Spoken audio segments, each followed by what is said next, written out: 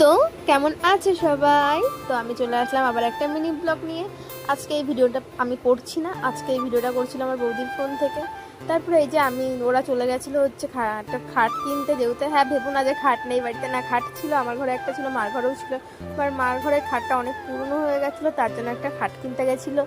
আর আমাকে video call করে দেখাচ্ছিলো যে কেমন কি আছে। তারপর ওখান থেকে বাড়ি চলে আসলো, ওরাই ভিডিও করেছিল, আমি ওদেরকে বলে দিয়েছিলাম ভিডিও করতে। বাড়ি আসার পরে এই যে এটা হচ্ছে আমার খাট, আমার খাটে জাজিম ছিল না, তার জন্য একটা জাজিম এনেছিল। তোমরা প্লিজ ওই নিচের ওইগুলোকে অ্যাভয়েড করো, ওইগুলো হচ্ছে খাট পরিষ্কার করছিলাম বলে ওইগুলো নিচে হয়ে পড়েছিল। আর এটা হচ্ছে মাঝের ঘরের খাট, সেট হয়ে গেলে তোমাদেরকে পরের ভিডিওতে অবশ্যই আমি দেখাবো।